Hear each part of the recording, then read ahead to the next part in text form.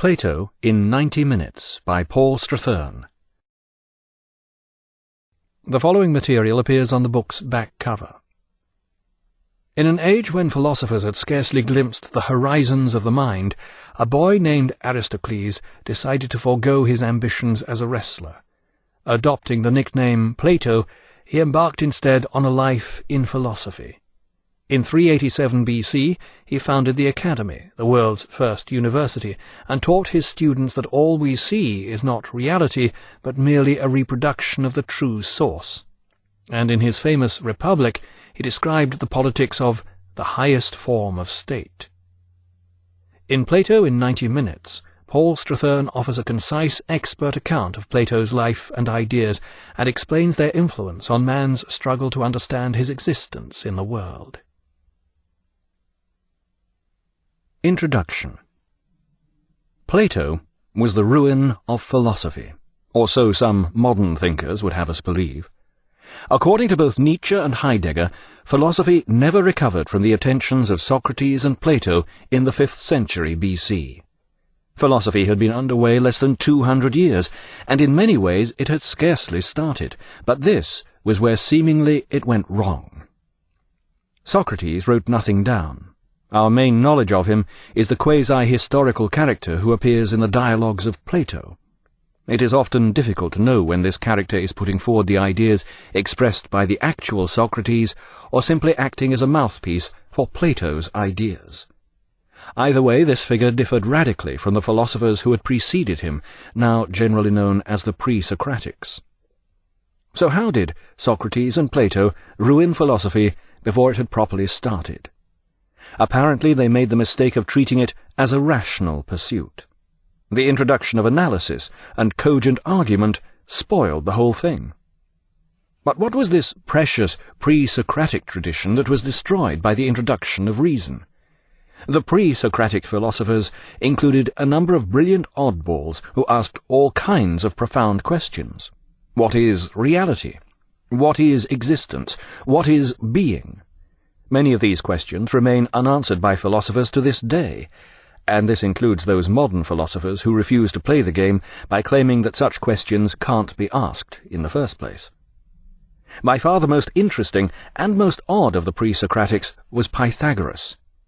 Today Pythagoras is best remembered for his theorem that equates the squares of the sides of a right-angled triangle to the square of its hypotenuse. For centuries, this theorem has provided many with their first genuine mathematical understanding, that they will never understand mathematics. It was Pythagoras who most deeply influenced Plato, and to him we must go for the source of many of Plato's ideas. Pythagoras was more than just a philosopher. He also managed to combine the roles of religious leader, mathematician, mystic, and dietary advisor. This taxing intellectual feat was to leave its mark on his philosophical ideas. Pythagoras was born on Samos around 580 BC, but he fled the local tyranny to set up his religious, philosophical, mathematical, dietary school at the Greek colony of Crotone in southern Italy. Here he issued a long list of rules to his pupil-disciple mystic gourmets. Among other prohibitions, they were expressly forbidden to eat beans or heart, to break first into a loaf of bread, or to let swallows nest in their roofs, and under no circumstances was one of them to eat his own dog. According to Aristotle, Pythagoras also found time to perform a few miracles, though uncharacteristically Aristotle gives no details of them. In the view of Bertrand Russell, Pythagoras was a combination of Einstein and Mrs. Eddy, the founder of Christian Science. Alas, Pythagoras's impressive range of credentials failed to impress the citizens of Crotone. Eventually they grew tired of all this, and Pythagoras was forced to flee once more. He settled down the road at Metaponto, where he died around 500 BC. His teachings were to flourish for another 100 years or so, spreading throughout southern Italy and Greece by his mystic mathematical disciples. In this way Plato came to hear of Pythagoras. Like Socrates, Pythagoras took the precaution of writing nothing down. His teachings have been passed on to us only through the works of his disciples. We now know that Pythagoras's disciples were responsible for much of the motley of thought, practice, mathematics, philosophy, and bats in the belfry that is today labelled Pythagoreanism. Indeed, Pythagoras's famous theorem concerning the square of the hypotenuse was almost certainly not discovered by Pythagoras himself. Hearteningly for non-mathematicians, this means that Pythagoras too did not understand Pythagoras's theorem. Plato was to be deeply influenced by Pythagoras's famous saying, "All is number." This is the key to Pythagoras's purely philosophical thinking, which was as profound as it was influential. Pythagoras believed that beyond the jumbled world of appearances there lies an abstract, harmonious world of number. In fact, his conception of number was closer to what we would call form. Material objects were not composed of matter, but consisted ultimately of the forms, the shapes and structures out of which they were created. The ideal world of number, or forms, was filled with harmony, and was more real than the so-called real world. It was Pythagoras, or the Pythagoreans, who discovered the connection between number and musical harmony. In light of this discovery, Pythagoras's theory of forms, or number, does not seem so far-fetched, just as it does not seem so far-fetched in the light of modern subatomic physics, which readily resorts to number and descriptions of form rather than definitions of substance. Such unsubstantial thinking was a frequent characteristic of pre-Socratic thinking. Pythagoras's disciple, Heraclitus, for instance, believed that all is flux. He declared, "No man steps into the same river twice." Yet, curiously, this points away from the concern with pure form, presaging the thought of another pre-Socratic, Democritus. It was he who insisted that the universe is made up of atoms. Democritus arrived at this conclusion well over 2,000 years before modern scientists decided that perhaps he was right. Philosophers also took a similar length of time to reach the same conclusion as the Ionian pre-Socratic Xenophanes, who declared candidly, "No man knows, or ever will know, the truth about the gods and about everything. For even if one happened by chance to say the complete truth, nevertheless one would not know it." This statement is uncannily similar to the views expressed in the 20th century by Wittgenstein. Such was the rich and varied philosophical tradition out of which Plato grew. Plato's life and works. Plato was a well-known wrestler, and the name by which we know him today was his ring name.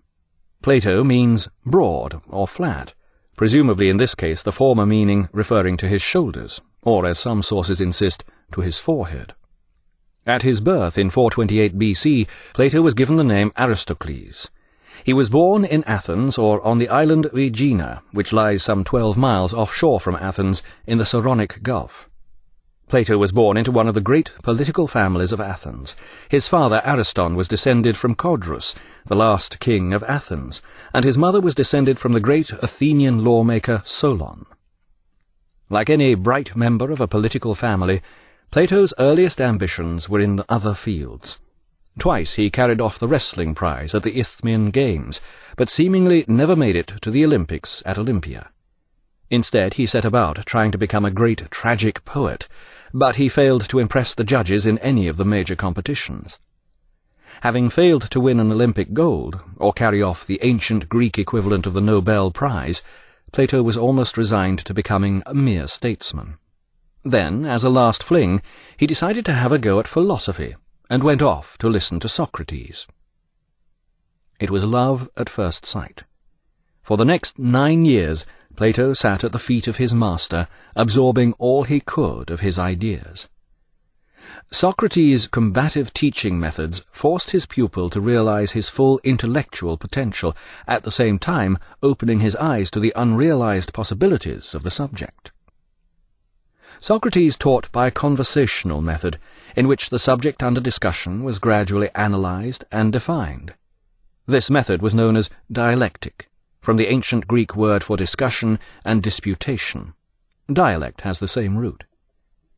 Socrates would encourage his conversational protagonist or pupil to put forward a definition of some particular topic, and would then proceed to question this, discovering its weaknesses, its strong points, suggesting additions, qualifications, extending the range of the topic, and so forth. It's difficult for us to imagine the profoundly innovative nature of this method, which relied heavily on reason. Philosophy before Socrates had had little or nothing to do with reason. The pre-Socratics were for the most part more interested in such topics as being, the metaphysical nature of what it means to be alive, or the ultimate nature of the world itself, speculating that it might be composed of water or atoms. A few of these wild and woolly intuitions were uncannily accurate, given the way they were arrived at, but it was Socrates who realized that philosophy couldn't go on like this. Philosophers were already a laughing stock, but there was no reason why philosophy itself should be relegated to this category. If philosophical thought was to stop itself from becoming an intellectual joke, or slipping back into religious speculation from which it had emerged, it needed a more rigorous approach. This was supplied by Socrates' dialectal method. With the benefit of well over 2,000 years of hindsight, we can now see this as the forerunner of logic, which was to be invented by Plato's pupil Aristotle a century or so later. Socrates' achievement, and his pupil Plato's understanding of this, marked a crucial stage in the evolution of philosophy. To appreciate the full extent of this advance, one need only imagine a serious intellectual discussion devoid of reason. Yet, despite having found his true métier, Plato was still tempted to become a backslider and enter politics. Fortunately, he was dissuaded by the behavior of Athenian politicians. When the 30 tyrants took over after the Peloponnesian War, 2 of their leaders, Critias and Charmides, were close relatives. The reign of terror that followed might have inspired a young Stalin or Machiavelli, but it didn't impress Plato.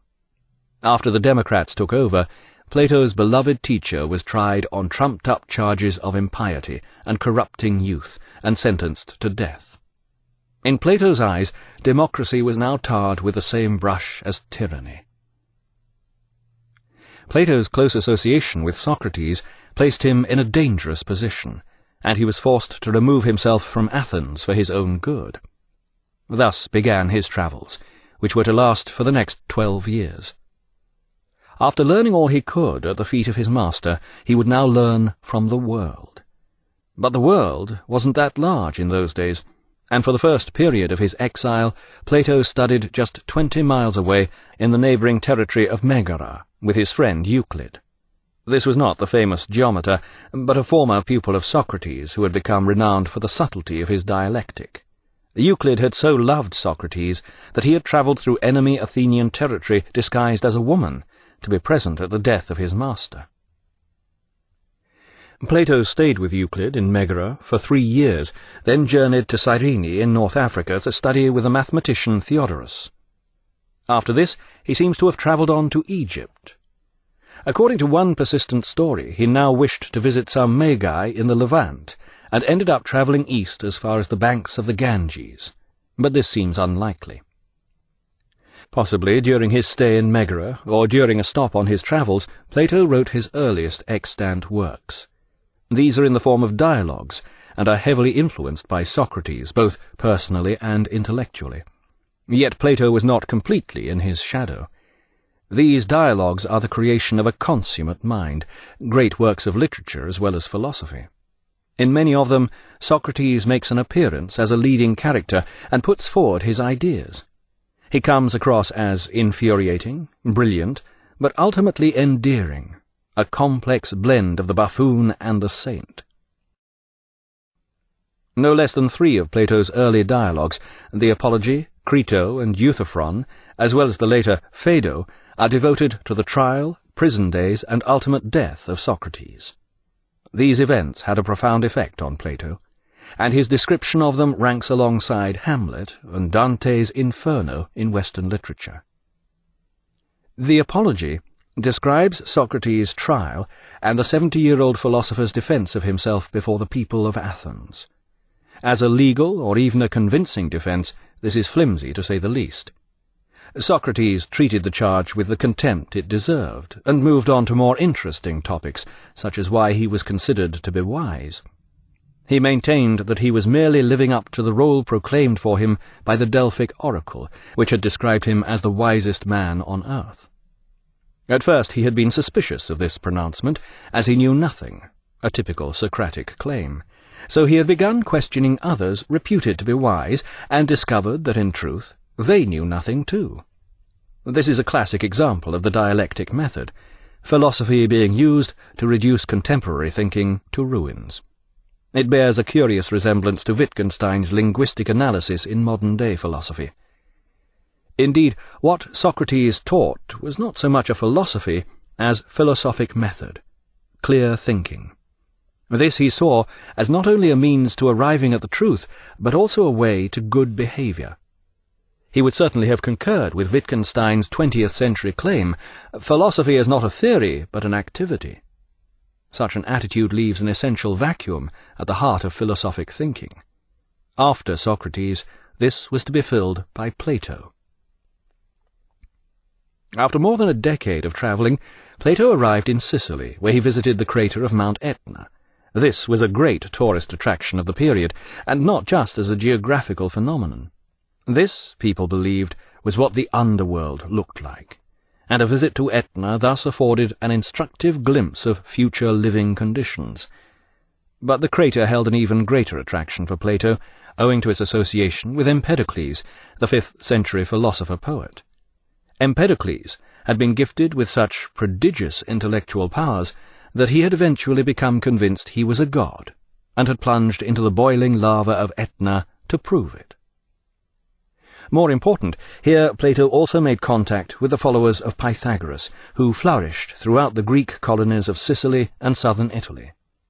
Pythagoras' discovery of the relation between number and musical harmony had led him to believe that numbers held the key to understanding the universe.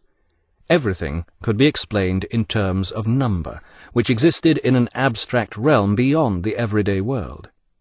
This theory had a profound effect on Plato, who came to believe that the ultimate reality was abstract. What began as numbers with Pythagoras was to become forms or pure ideas in Plato's philosophy. The central feature of Plato's philosophy is his theory of ideas, or forms, which he continued to develop all his life. This means that Plato's theory has come down to us in several differing versions, thus providing philosophers with sufficient material to argue over for centuries to come. No philosophical theory can hope to last the pace unless it has room for argument about how it should be interpreted. The best explanation of Plato's theory of ideas is his own, which is not always the case, in philosophy as elsewhere. Unfortunately, Plato's explanation comes in the form of an image, which places it in the realm of literature rather than philosophy. Briefly, Plato explains that most human beings live as if in a dim cave. We are chained, he says, and facing a blank wall, with a fire at our backs. All we see are flickering shadows playing across the cave wall, and this we take to be reality. Only if we learn to turn away from the wall and the shadows, and escape from the cave, can we hope to see the true light of reality. In more philosophical terms, Plato believed that everything we perceive around us, the shoes and ships and sealing wax and cabbages and kings of everyday experience, is merely appearance. The true reality is the realm of ideas or forms from which this appearance derives. Thus, a particular black horse can be said to derive its appearance from the universal form of a horse and from the ideal of blackness. The physical world we perceive with the senses is in a continual state of change. By contrast, the universal realm of ideas, which is perceived by the mind, is unchanging and eternal. Each form, such as that of roundness, man, colour, beauty, and so forth, is like a pattern for the particular objects of the world. But the particular objects are only imperfect, ever-changing copies of these universal ideas. With the rational use of the mind, we can refine our notions of these universal ideas and begin to apprehend them better. In this way, we can approach the ultimate reality of daylight which lies beyond the dim cave of our everyday world. This realm of universal ideas has a hierarchy, leading from lesser forms to more rarefied abstract ideas, the highest of which is the idea of good. When we learn to ignore the world of ever-changing particulars and concentrate on the timeless reality of ideas, our understanding can begin to rise through the hierarchy of ideas to an ultimate mystical apprehension of the ideas of beauty, truth, and ultimately goodness. This leads us to Plato's ethics. By concentrating on the particular world, all we can perceive is apparent good. Only with the help of reason can we gain an insight into the greater universal idea of good. Here, Plato advocates a morality of spiritual enlightenment rather than any particular rules of conduct. His theory of ideas has also been criticized for its lack of practicality. Taking Plato at his word, it has been suggested that all he describes is simply an idea of the world rather than the world itself. Others claim that Plato's world of ideas exists only in the mind, and has little to do with the world from which these ideas are derived. On the other hand, the essentially transcendental nature of Plato's philosophy meant that much of its thinking was later to become acceptable to Christianity. Plato's theory of creation, for instance, fits easily into the Judeo-Christian version. According to Plato, the Father and Creator made a moving, living creature in image of the eternal gods. When he saw this creature, he was filled with joy, and decided to make it even more like its original. Since this original was eternal, he endeavored to make the universe eternal as far as this could be done. So he made a moving image of eternity. When he laid out the heavens, he made this image eternal, but moving, in accord with numbers, distinct from eternity, which is one and at rest. This moving image is what we call time. This reads in part like an abstract echo of the book of Genesis, which was written some 800 years before the Pythagorean conception from which it is derived. Yet the explanation of time that Plato gives here, a moving image of eternity, is more than a profound religious explanation, and more than a profoundly beautiful explanation. It is profound philosophy. His explanation of time plausibly joins the numerical world of particulars that we live in to the timeless unity of the world of ideas. Time has always been one of the trickiest notions for philosophers to deal with. It is also one of the least rewarding. We all know time, and it goes on inexorably, regardless of what anyone has to say about it. We all think we know what it is, but it is extremely difficult to describe it in terms that aren't tautologous, e.g., time is succession, or vacuous, e.g., time is but the stream I go a-fishing in, Thoreau. Plato's explanation was a superb poetic philosophic image which not only fitted precisely into his theory of ideas, but also appeared to be the linchpin that held it together. It has been called the perfect fitting cog whose movement drives each part of everything as one. But this fine mechanistic image is inexact, as the world of abstract ideas does not move and is not driven by time. Since Plato, few have offered as convincing an explanation of time. It was another 7 centuries before St. Augustine produced a theory of similar caliber. For him, time was merely our subjective way of viewing the universe. This is essentially Plato's theory turned outside in. During the 1500 years since St. Augustine, only Kant's explanation of time is its peer, and this too is subjective, when it would seem obvious that time is no such thing. Essentially, Kant believed that time is part of our perceptual apparatus, like irremovable spectacles, through which we see the world. But it remains Plato's explanation that best matches the latest scientific theories of time. When he laid out the heavens, he made this image eternal but moving in accord with numbers. In other words, time and the universe started at the same instant. This concurs with the Big Bang theory, which states that we can't speak of before the Big Bang, because time didn't exist then.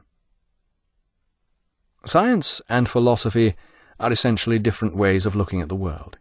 They are categorically separate. As Bernard de Mondeville put it, one deals with what is, the other wonders why. Even so, it's always reassuring when science and philosophy are in agreement. And when the philosophy in question dates from the scientific era where the most powerful form of locomotive energy was galley slaves, one can only marvel. While Plato was in Sicily, he became a close friend of Dion, brother-in-law of Dionysius, the ruler of Syracuse. Dion took his new friend to meet Dionysius, possibly with the hope of procuring for him an appointment as philosopher-in-residence at the court. But despite Plato's travels through the world, he remained very much an aristocratic Athenian, and was not taken with the provincial ways of the Syracusan court. Dionysius was an army officer and a tyrant, who also had inflated literary pretensions and believed himself to be twice the man of any of his contemporaries. He married 2 women, Doris and Aristomache, on the same day, and on his wedding night had them both in his bed. Things seem to have quieted a bit by the time Plato arrived on the scene.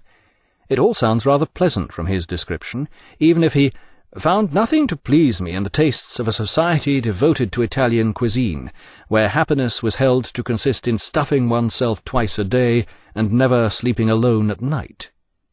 This was evidently too much stuffing for the 40-year-old Plato, whose Athenian fastidiousness soon got on Dionysius's nerves. Dionysius had begun life as a clerk in the civil administration, but had been marked out from the start by his exceptional poetic gifts. He had then risen through the ranks of the army, at the same time composing a few verse tragedies of unsurpassed merit, as all his subordinate officers readily agreed. After seizing power, he transformed Syracuse by a series of brutal conquests into the most powerful Greek city west of Greece. In order to smooth diplomatic relations, the Athenians made sure that his drama, The Ransom of Hector, was awarded a prize at the Lenaean festival. Dionysius was not the kind of man to let himself be cowed by some philosophic knob who was trying to cadge a job at his court. When he and Plato turned to discussing philosophy, the sparks soon began to fly. At one point Plato found himself forced to point out a flaw in Dionysius's thinking. "You speak like a geriatric fool," exclaimed Dionysius in disgust. "And you speak like a tyrant," replied Plato. Whereupon Dionysius decided to live up to the philosopher's observation and had Plato clapped in irons. Plato was placed on a Spartan ship bound for Aegina, where the captain was instructed to sell Plato as a slave. "Don't worry, he's so much of a philosopher he won't even notice," remarked Dionysius. Some sources have maintained that Plato's life was in danger at this point, but the fact that he was sent to Aegina suggests otherwise, and indicates that this island was probably his place of birth rather than Athens. Sending Plato back to his birthplace as a slave was just the kind of humiliation that would have appealed to Dionysius. He could also have been fairly certain that Plato would be recognized and bought by some influential friend, thus avoiding serious diplomatic repercussions with Athens. Dionysius's scheme played out just as he'd planned. Plato was given a nasty fright. The prospect of having to work for a living was enough to strike a chill in the heart of any true philosopher. And it wasn't long before Plato was spotted in the slave market at Aegina by his well-heeled old friend Aniceris the Cyrenaic, who bought him for the bargain price of 20 mina. Aniceris was so pleased with his cut-price philosopher that he sent him back to Athens with enough money to set up a school.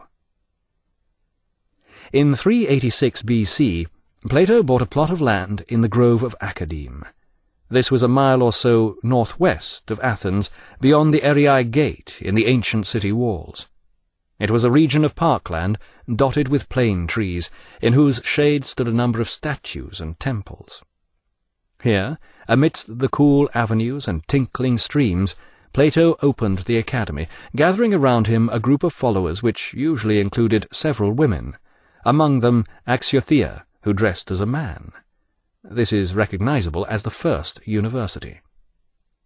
The grove of Academe, where Plato founded the academy, and from which the school took its name, was called after a former resident named Hecademus, an obscure semi-divine hero of Attic mythology. Hecademus's main accomplishment appears to have been the planting here of 12 olive trees, offshoots from the sacred olive tree of Athena on the Acropolis.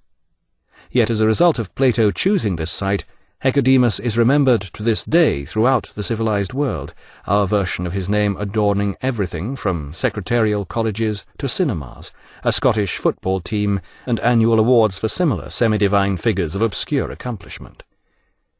Today the Grove of Academe is a long, straggly stretch of wasteland in northwestern Athens, where the inner suburbs start to grow ragged at the edges. Beneath the trees next to the bus depot lie scattered ancient stones, occasional piles of dumped domestic refuse, and a few benches covered with graffiti. The site of Plato's academy and the house where he lived are almost certainly lost forever. Astonishingly, Hecademus's home is still there.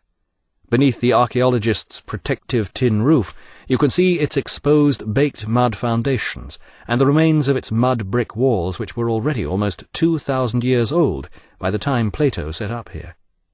Hecademus seems to have had a knack for immortality. Meanwhile, just across the wasteland is a modern encampment where conditions comparable to those in Hecademus's prehistoric home still prevail more than 4,000 years later. Amidst the cardboard box dwellings and pools of stagnant water, shaven-headed immigrant children play in the hot sunlight beneath halos of flies, while their head-scarfed mothers sit bow-legged among the refuse, suckling naked, dark-skinned infants. "What is justice?" asks Plato in his best-known work, The Republic. In this dialogue, he assembles Socrates and a cast of characters for dinner at a retired tycoon's mansion. By the time Socrates takes over the conversation, the company has agreed that there is no point in trying to define justice except in the larger context of society. So Socrates sets about describing his idea of a just society. The earlier dialogues, written by Plato but starring Socrates, are generally thought to contain Socrates' ideas. In the middle and later dialogues, these ideas undergo something of a transformation, and here the ideas put forward by Socrates are perceived to be Plato's own. The Republic is the finest of the middle-period dialogues, and in the course of his prescription for a just society, Plato sets out his ideas on such wide-ranging topics as free speech, feminism, birth control, public and private morality, parenthood, psychology, education, public and private ownership, and much more. Just the sort of subjects you might go out of your way to avoid at any enjoyable dinner party. But the Republic was not to be an enjoyable dinner party, we soon discover, and the society it proposed was not to be very enjoyable either. Plato's opinions on the topics mentioned above are almost all seriously at odds with the opinions held nowadays by all but earnest bigots and the slightly crazy. In Plato's ideal republic, there would be no possessions or marriage, except among the lower orders, who were presumably the only people fit for such things. Children would be removed from their mothers soon after birth and educated communally. In this way they would come to regard the state as their parents, and all their contemporaries would become brothers and sisters. Until the age of 20, they would be educated in gymnastics and uplifting music. No Ionian or Lydian music was permitted, only military marches to instill courage and the love of the fatherland. All this makes one wonder about Plato's own childhood. Sure enough, we learn from Diogenes Laertius that Plato's father made violent love to his mother, but failed to win her. Although Plato was almost certainly born in wedlock, his mother appears to have soon taken a second husband, and Plato was almost certainly brought up in a number of households, so perhaps it's no surprise that Plato had little time for family life. In Utopia, according to Plato, at the age of 20, those who had shown insufficient appreciation of their physical and musical education were weeded out. These were dispatched to do menial tasks, such as support the entire community by being farmers and businessmen. Meanwhile, the superior students went on to study arithmetic, geometry, and astronomy for 10 years. Maddened by mathematics, the next batch of failures was sent to the military. Now only the elite remained. For 5 years, until they were 35, they were permitted the great honor of studying philosophy.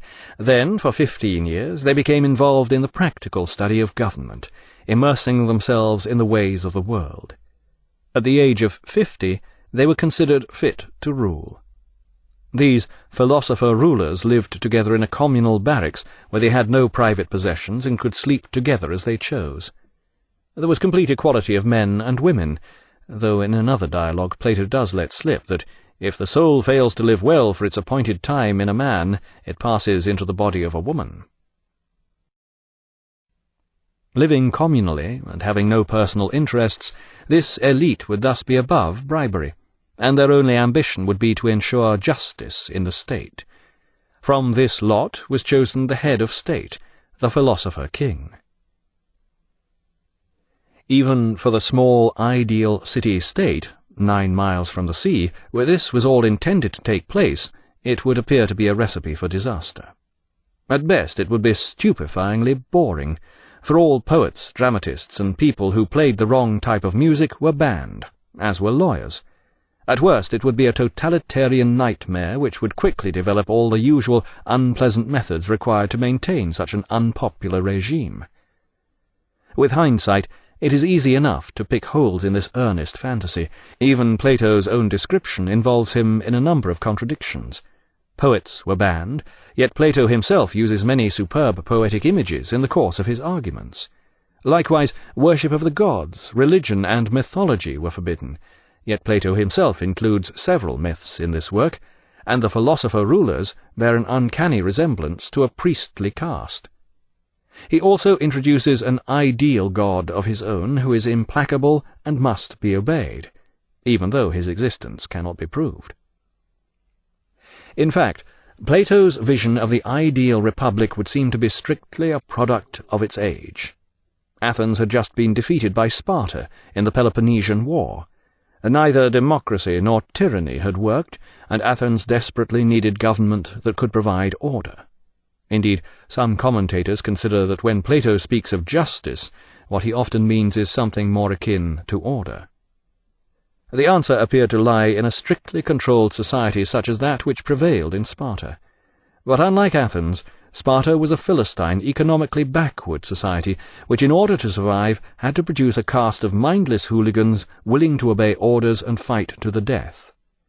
The task of this caste was to inflict terror on the city's increasingly rebellious lower orders, and to cow its sophisticated and economically powerful neighbours. Plato was either ignorant of this or unwilling to take it into account.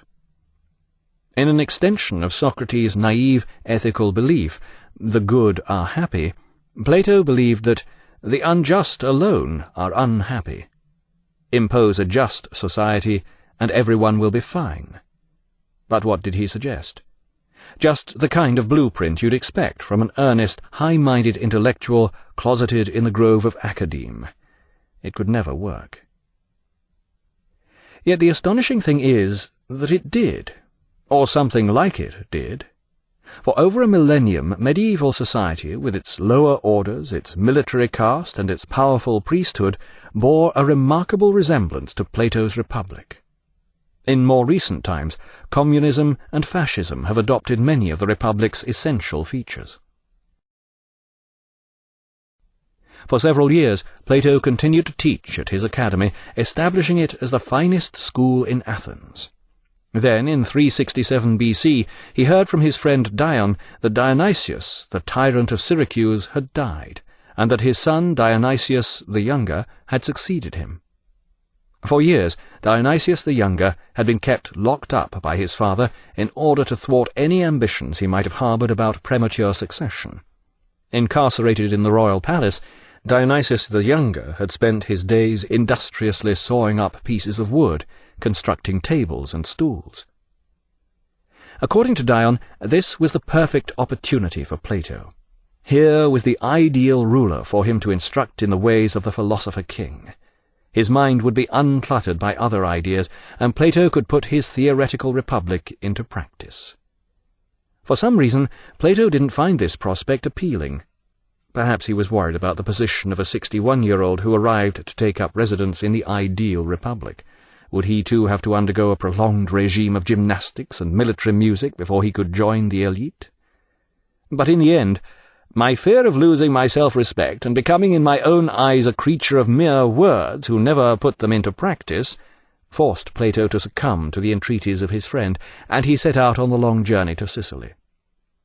When Plato arrived, he found the court of Dionysius the Younger seething with intrigue. A number of influential courtiers remembered the intellectual dandy from his previous visit, and some of them appeared to have it in for Dion as well. Within a few months, these enemies of philosophy contrived to have both Plato and Dion accused of treason, a frequent pitfall for those who schemed to set up a utopia. At first the carpenter king wasn't sure what to do. Then, fearful of Dion's power, he banished his uncle, but refused to allow Plato to leave. He didn't want Plato saying bad things about him when he returned to Athens, he informed the old philosopher. Fortunately, friends soon managed to engineer Plato's escape, and he returned to Athens, where his faithful disciples and Dion were waiting for him at the academy. But Dionysius the Younger was hurt by Plato's defection. He had greatly enjoyed his conversations about philosophy with Plato, even if he had no intention of putting any of his ideas into practice. Syracuse was hardly in a position to indulge in such experiments. At the time it was the one strong state managing to resist the encroachment of Carthage into Italy, where it would have overrun the embryo Roman Republic. Dionysius the Younger seems to have begun to look upon Plato as a kind of father figure. He was certainly jealous of Plato's affection for his uncle Dion. Dionysius the Younger continued to pester Plato with requests for his return to Syracuse.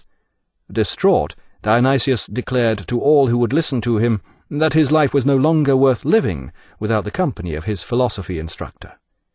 In the end he sent his fastest trireme to Athens and threatened to confiscate all of Dion's possessions in Syracuse, which were considerable, if Plato did not come to see him.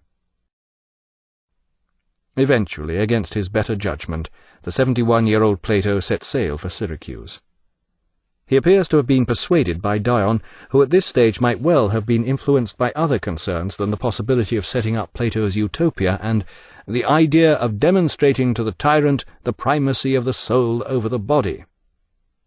Within no time, Plato was once again a virtual prisoner in Syracuse, doubtless twice a day refusing to stuff himself with Italian cuisine and angrily evicting undesirables from his bed each night. But fortunately, Plato was once again rescued, this time with the help of a sympathetic Pythagorean from Taranto, who came to fetch him at dead of night in his trireme.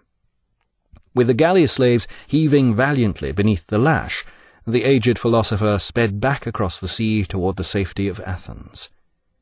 Some years later, Dion was to succeed in what had perhaps been his aim all along. He invaded Syracuse, ousted Dionysius the Younger, and took power himself. Did he attempt to set up Plato's Republic, now that he at last had the chance? Apparently not. But poetic justice was to succeed where Platonic justice did not. Dion was shortly assassinated, betrayed, curiously enough, by a former disciple of Plato's. Thus ended Plato's sorties into the political sphere. The Roman Empire was safe.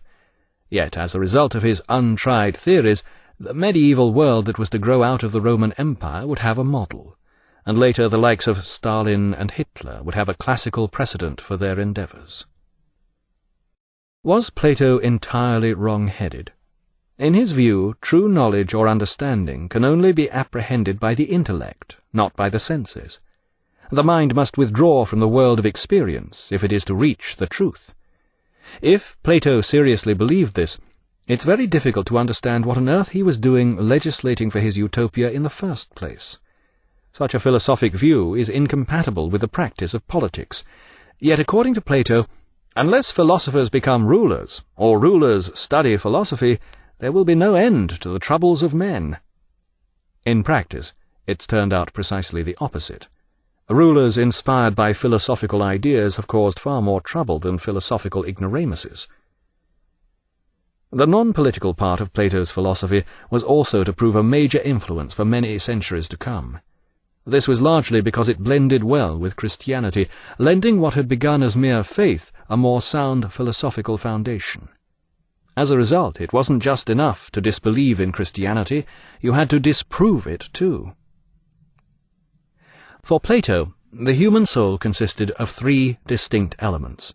The rational element strove for wisdom, The active spirit sought conquest and distinction, and the appetites craved gratification. These elements are echoed in the three elements of society which Plato describes in the Republic: the philosophers, the men of action, or soldiers, and the dross, who merely kept the whole thing going and believed in enjoying themselves. The righteous man is governed by reason, but all three elements have their part to play. We could not continue without satisfying our appetites, just as the entire state would grind to a halt if the workers gave up working and enjoying themselves and instead tried to become philosophers. The point is that righteousness can be achieved only when each of the three elements of the soul is fulfilling its own function, much as justice is achieved in the state only when each of the three social elements is fulfilling its role in society. By far the most enjoyable of Plato's dialogues is the Symposium, which is devoted to a discussion of love in its various manifestations. The ancient Greeks were not prudish about erotic love, and the section where Alcibiades describes his homosexual love for Socrates ensured that this book would later be widely suppressed, becoming the original underground classic in the cellars of medieval monasteries. New editions of the Symposium were solemnly placed on the Index of Banned Books by the Catholic Church until 1966. In Plato, Eros is regarded as the soul's impulse toward good. In its lowest form, this is expressed in our passion for a beautiful person and our wish for immortality by producing offspring with that person, although it is difficult to see how this applied to Alcibiades, for Socrates was no beauty, and there was no possibility of any offspring here. A higher form of love involves a union devoted to more spiritual aspirations, giving rise to social good. The highest form of Platonic love is devoted to philosophy, and the pinnacle of this is the achievement of a mystic vision of the idea of the good. Plato's ideas on love were to have a profound influence. They crop up in the notion of courtly love, so popular with the troubadour poets of the early Middle Ages. Some even see in Plato's understanding of Eros an early blueprint for the more lurid sexual fantasies of Freud. Today, the notion of Platonic love has been debased to the point where it describes an almost extinct form of attraction between the sexes.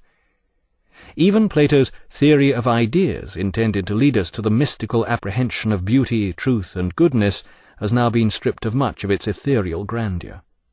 Critics point out that this theory merely supposes that the world works like language, with abstract words and concepts assuming the higher ground. This may be a mistaken assumption, but we have not yet fully rid ourselves of it. Plato suggested that the actual world isn't the same as we apprehend and describe it through experience and language. And why should it be? Indeed, it seems unlikely that it is. But how can we ever tell? At the age of 81, Plato died and was buried in the Academy. Despite the unlikelihood of his philosophy, many of its assumptions still linger in our attitude toward the world, and the adjective derived from his name continues to describe an increasingly unlikely form of love, which touchingly echoes his theory of ideas. Plato's Academy was to flourish in Athens until it was finally closed by the Emperor Justinian in 529 AD in his attempt to suppress pagan, Hellenistic culture in favor of Christianity. This date is now regarded by many historians as marking the end of Greco-Roman culture and the start of the Dark Ages. Afterword. Just as Socrates was followed by his pupil Plato, so Plato was followed by his pupil Aristotle, thus completing the triumvirate of great Greek philosophers. Aristotle developed and criticized Plato's thought, introducing many of his own ideas, and in the process creating a philosophy of his own. But Plato's philosophy in its purer form continued to flourish at the Academy, where it became known as Platonism. With the advent of the Roman Empire, this philosophy gradually spread, shedding various aspects of Plato's philosophy along the way. Quite obviously, any discussion of political utopias was unwise in an empire run by the likes of Caligula or Nero. Other ideas, such as those on mathematics, were simply ignored because the Romans weren't interested in mathematics. Over the years, Platonism began to evolve, A number of its most loyal practitioners eventually concluded that although Plato's philosophy was correct, Plato himself hadn't known what he was talking about. These philosophers decided that they knew what Plato was talking about, and the result was a new version of Plato's philosophy known as Neoplatonism. In general, the Neoplatonists emphasized the mystical elements of Platonism. They tended to believe in a hierarchy of being which ascends from multiplicity to the utter simplicity of the good, or the One. The chief exponent of Neoplatonism was the 3rd century philosopher Plotinus, who was educated in Alexandria. Plotinus was the pupil of a lapsed Christian who had become a Platonist, and some of Plotinus's ideas had an almost Christian tenor. But as Christianity and Neoplatonism spread through the Roman Empire, they inevitably came into conflict. For a while, Neoplatonism was seen as the main bulwark against the tide of Christianity. But the 4th century saw the birth of St. Augustine of Hippo, the finest philosophical mind since Aristotle. St. Augustine was troubled by the lack of intellectual content in Christianity and found himself attracted to Neoplatonism. St. Augustine eventually succeeded in reconciling the philosophy of Plotinus with orthodox Christian theology. In this way, Christianity was given a firmer intellectual foundation, and the evolved ideas of Plato were grafted onto the only intellectual force that proved able to survive the Dark Ages. Platonism, of one sort or another, thus became part of the Christian tradition, which through the centuries produced a succession of thinkers who understood Plato better than Plato: the Platonists, the Neoplatonists, St. Augustine, and so forth. Platonists continued to flourish in major European universities, especially in Germany and at Cambridge, until well into the 20th century. But the species is now thought to be extinct. From Plato's Writings.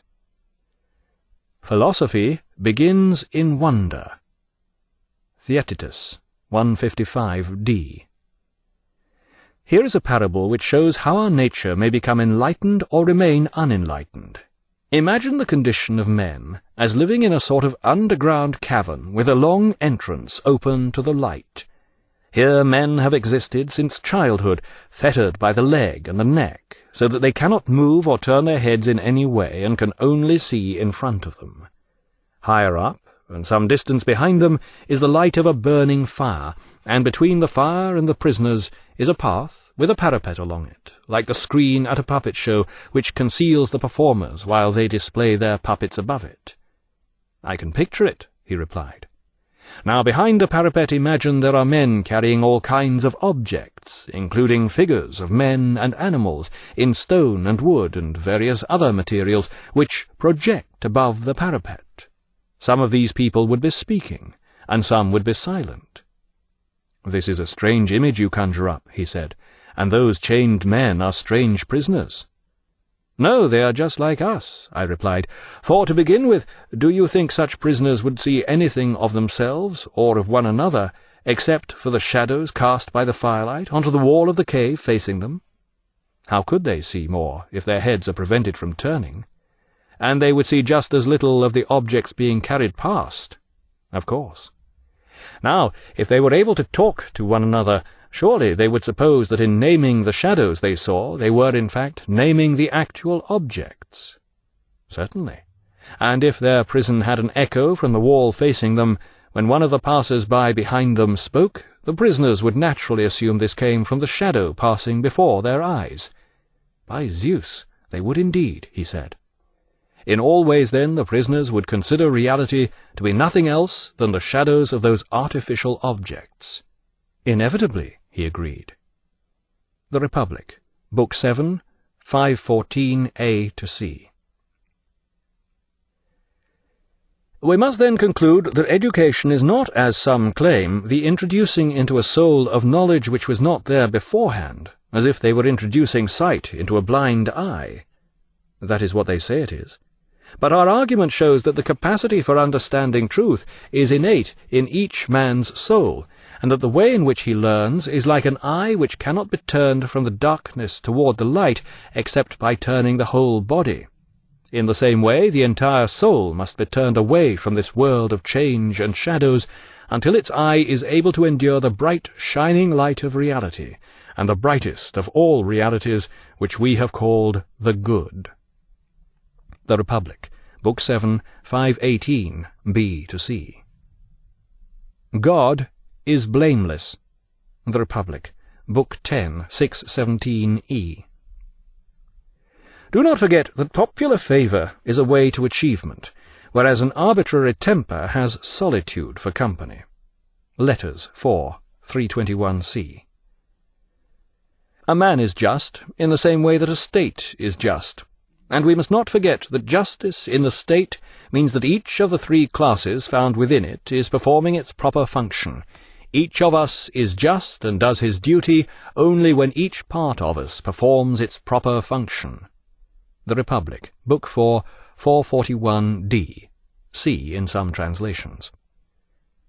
It is the business of reason to rule, exercising wisdom and foresight on behalf of the entire soul, while the spirited element should act as its subordinate and ally. When these two elements have been reared and trained to understand their own true functions, they should be set to rule over the mass of our appetites, which make up by far the largest part of our soul, and are by nature insatiable. These ever-demanding appetites must be watched over with constant vigilance, so as to prevent them from gorging themselves on the so-called pleasures of the body, and thus becoming so huge and insatiable that the body no longer fulfills its proper role, but instead attempts to overturn and enslave the entire life of man. The Republic, Book 4, 441e, 442a.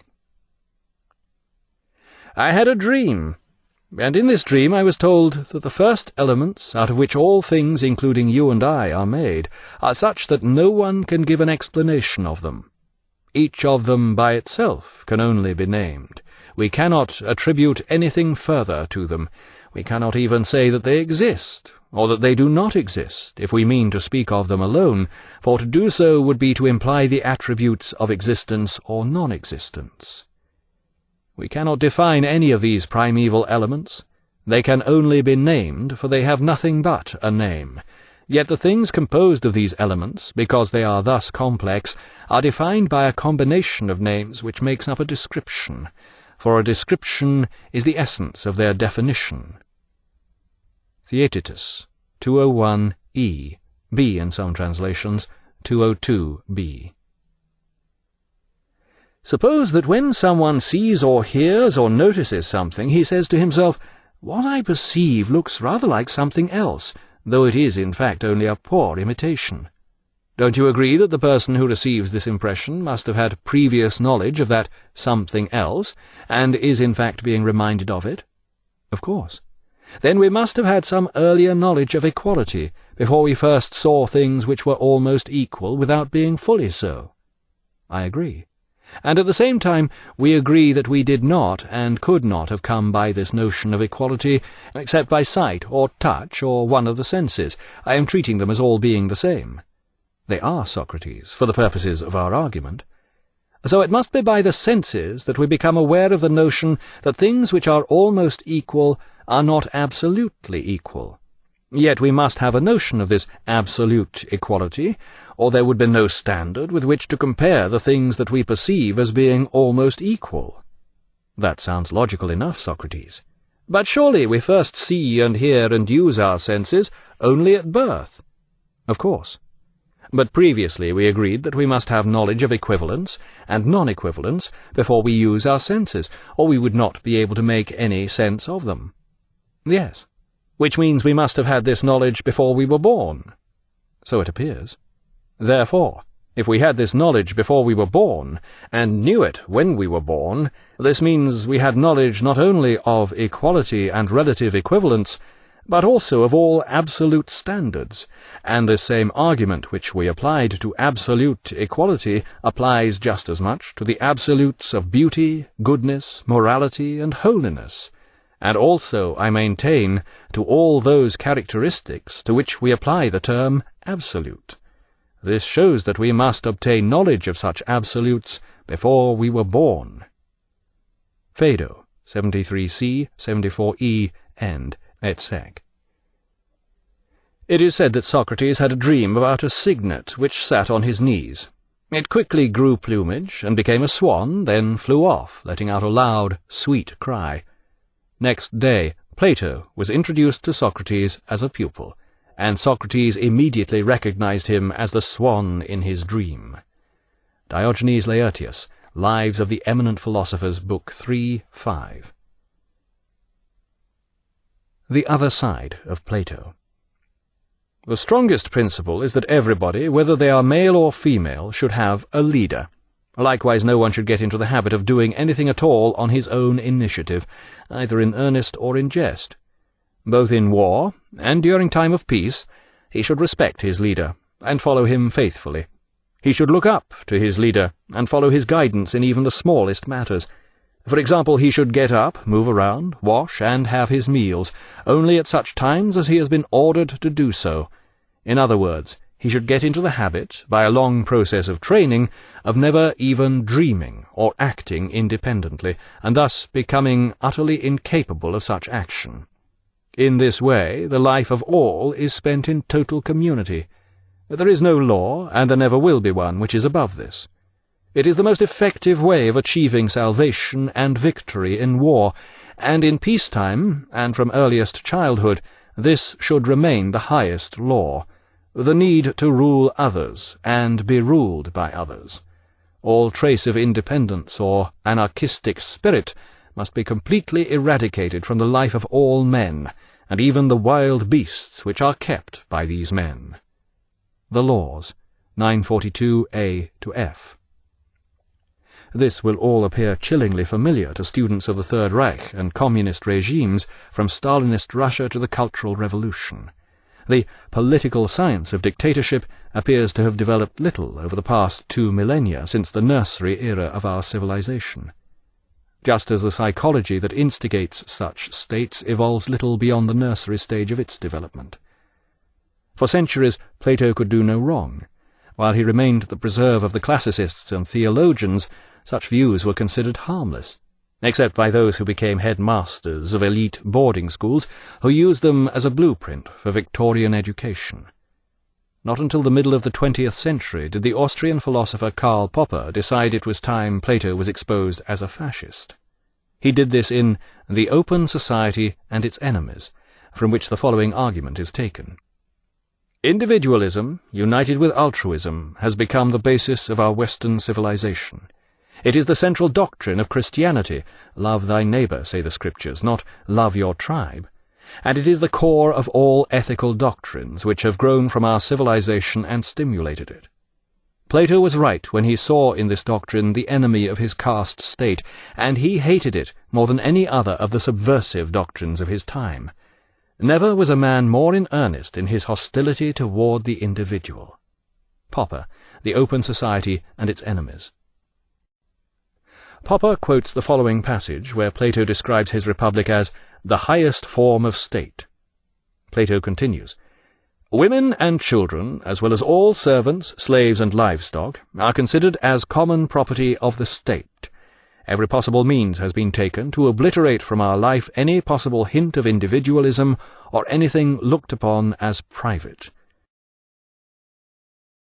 In as far as it is possible, even the things which nature herself has made private and individual have been transformed into the common property of all. Nothing remains personal. Even our eyes, ears, and hands seem to see, hear, and act as if they did not belong to individuals, but to the collective community. All are cast in the same mould, so that they are identical to each other to the ultimate degree. They give praise or cast blame with unanimous accord. They even rejoice or sorrow over the same things, all together and at the same times. All the laws are perfected with the aim of unifying the citizens to the ultimate degree possible. It is not possible to discover any better criteria for a more excellent form of state. The Laws, 739c et seq. These are not the extremist views of youth, but the considered judgment of wise old age. The Laws is one of Plato's last works. He almost certainly wrote it after he returned from Syracuse for the third and last time. This would put him in his mid to late 70s. Many commentators seem to concur with the view that in the Laws, Plato made concessions to real life, modifying the utopianism of the Republic, Copleston. Leaving aside the question of whether Plato's Republic is a utopia, of any sort, for anyone involved, are these the sort of concessions to real life which we wish to see? A totalitarian state with mass conformism has often, alas, been real life for millions of unfortunates, and continues to be so. But for most of us, the concessions to real life we would wish to see in Plato's Republic are of a somewhat different order. All right, since you're not capable of living up to my utopia, I'll give you hell on earth instead, seems to be the gist of Plato's attitude. As I have already suggested, there are strong psychological and historical reasons why Plato believed in such grotesque ideas. But what is the use of philosophy when one of its supreme practitioners advances dangerously wrong-headed notions like this? It is possible to argue that Plato's philosophy, like his world of ideas, transcended his age, whereas his political ideas, like the particulars of the world which we inhabit, were nothing more than a phantasmagoria of spectral half-truths. Indeed, there's no denying that Plato's political ideas were of their time. Athens was under threat, and needed to become another Sparta if it were to survive. Within a decade of Plato's death it was overrun by the Macedonians. Unfortunately, Plato advocates his paranoid regime during both war and peace, during times of threat, as well as times when there is no threat, in bad times and not so bad times. There could be no such thing as good times under such a regime. Offensive political ideas are not limited to small cities in the Balkans over 2,000 years ago. They continue to flourish. In other words, Plato's political ideas are as timeless as his other philosophy. There appears to be no answer to this. Plato's philosophy was and remains one of the great ornaments of Western civilization. It formulated the questions that philosophy still tries to answer, and provided the intellectual foundation for Christian thinking. And yet its social theories are offensive in the extreme. It's no excuse to say that everyone thought like that in those days. They didn't. Plato lived in Athens, the home of democracy. Perhaps all we can usefully say is that Plato's grades should read alpha plus for philosophy, gamma minus for politics. Chronology of Plato's life. Circa 428 BC, birth of Plato on island of Aegina, or in Athens. 399 BC, flees Athens after death of Socrates, travels in North Africa, Middle East, and Italy. Circa 388 BC, at court of Dionysius I, ruler of Syracuse in Sicily. Circa 387 BC, founds the Academy in Athens. 367 BC, returns to Syracuse to instruct Dionysius II, but soon flees.